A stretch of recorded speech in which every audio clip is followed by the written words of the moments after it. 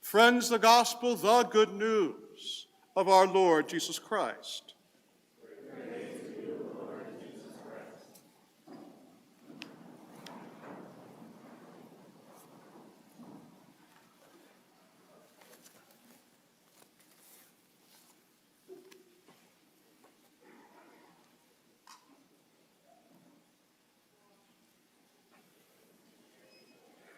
Increase my faith, Lord, be my rock.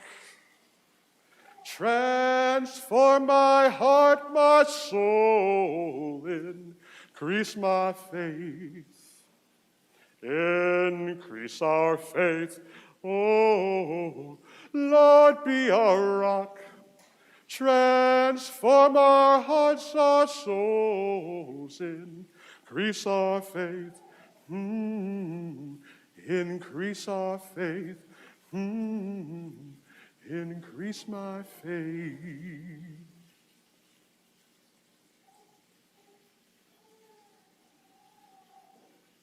I have a rhetorical question. It'll be rhetorical for 5 seconds. Then it will become literal, all right? Did that gospel reading upset you, confuse you, wake you up?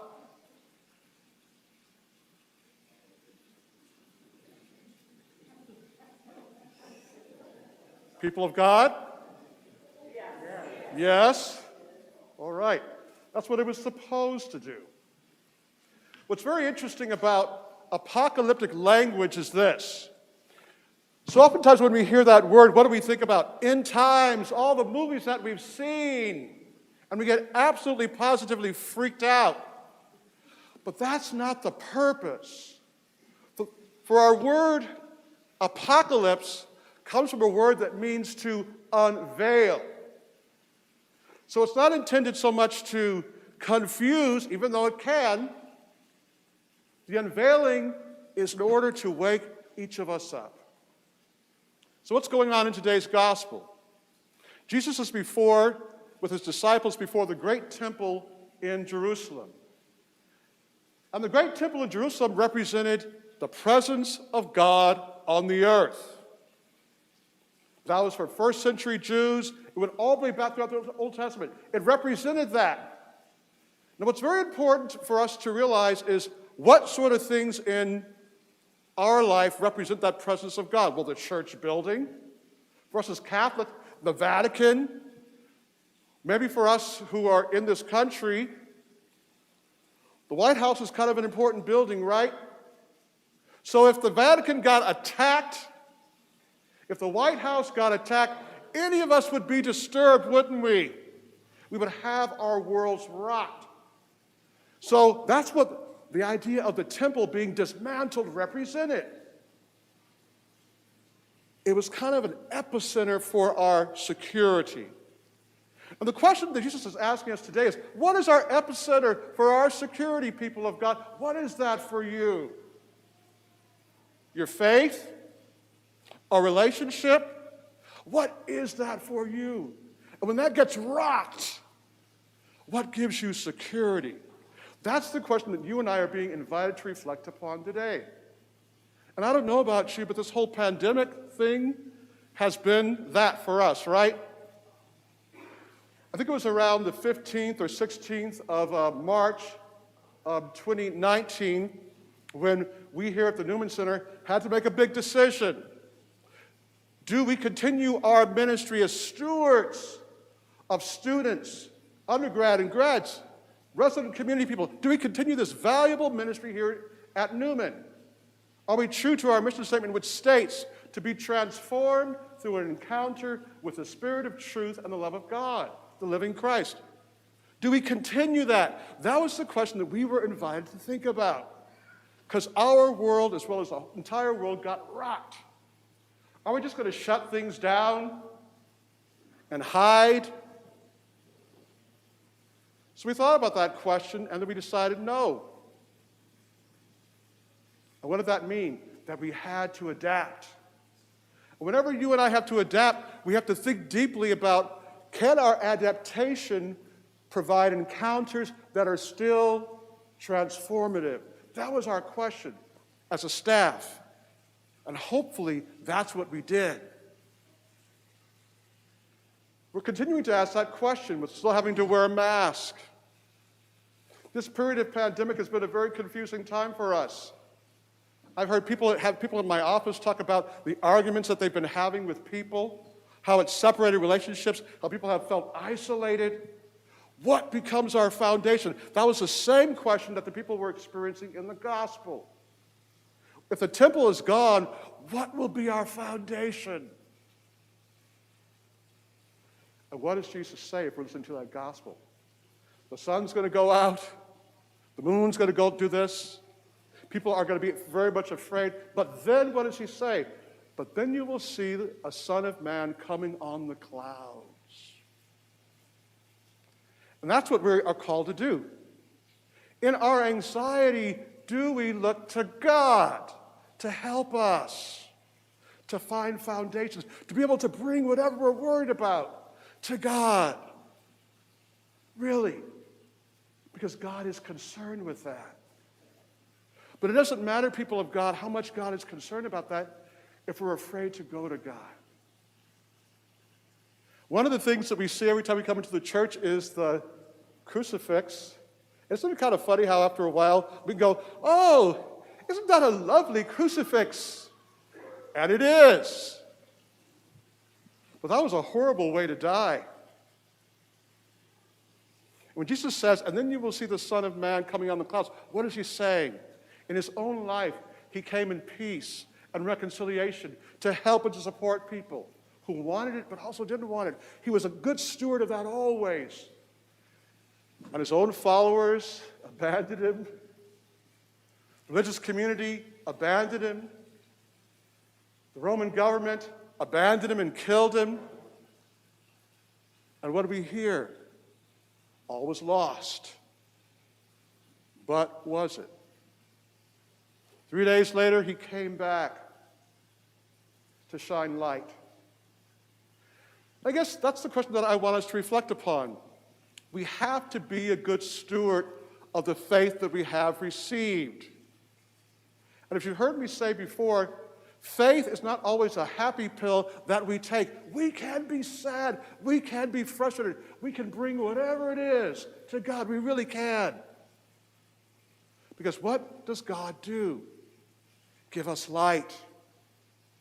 Give us perspective. Give us healing. And give us the ability to keep going.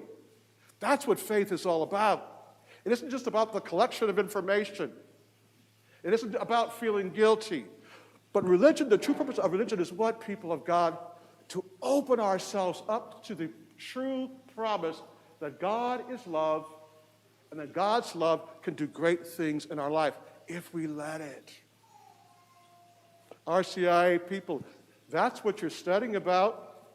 RCI team, that's what you're trying to disseminate. We can bring our questions and our frustrations and our fears here. It's the best place to bring it. Because when we do that, in our difficulty, we can look up and see the Son of Man coming on the clouds. Not in the Marvel universe, which I love, but in our lives. How do we see the Son of Man coming on the clouds?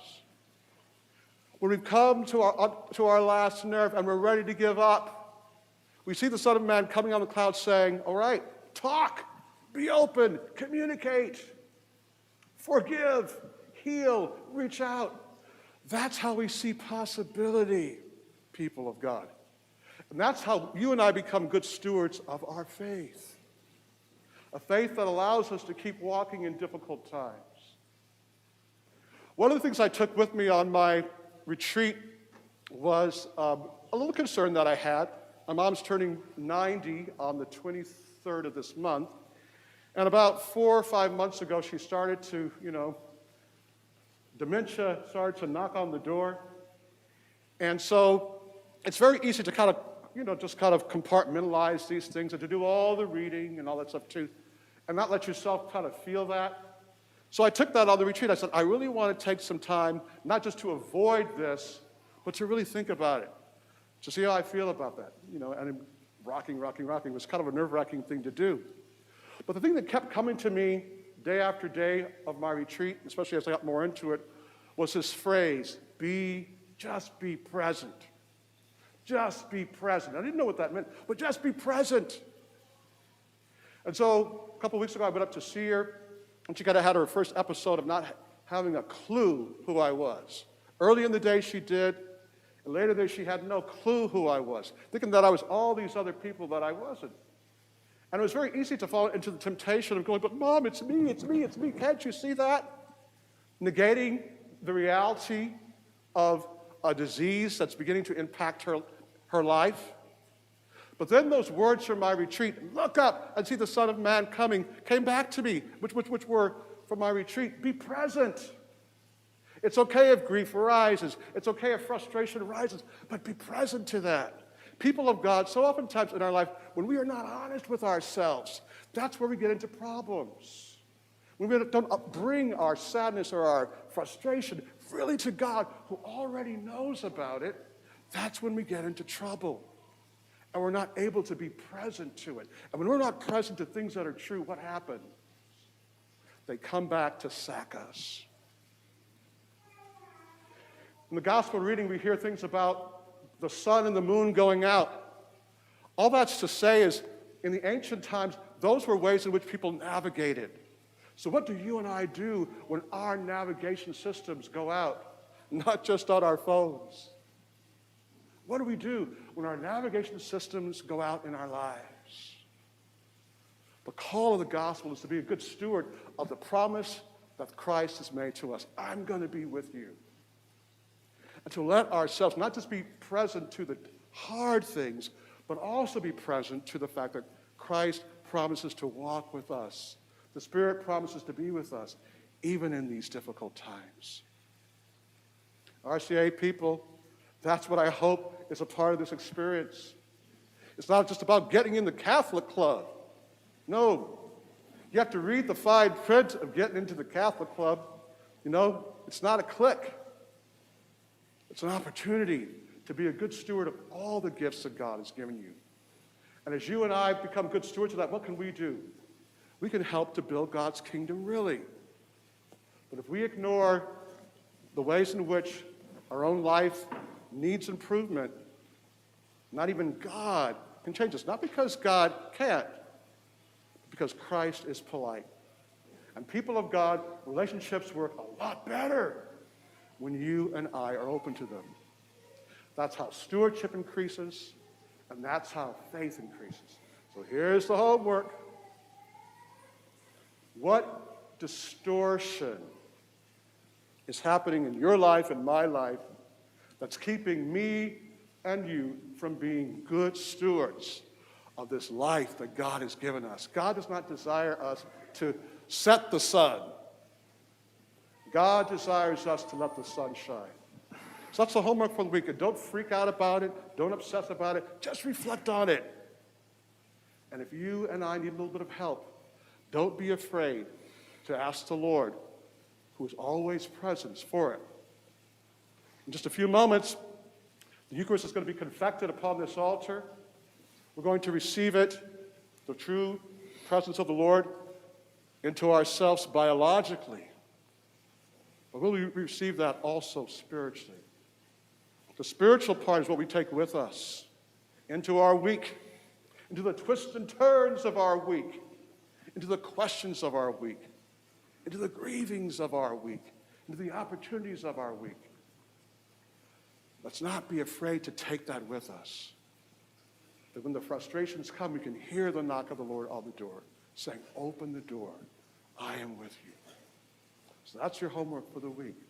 Let's not be afraid to do it. Increase my faith. Lord, be my rock. Transform my heart, my soul. Increase our faith. Increase our faith. Lord, be our rock. Transform my heart, my soul. Increase my faith. Increase our faith. Increase my faith. Amen.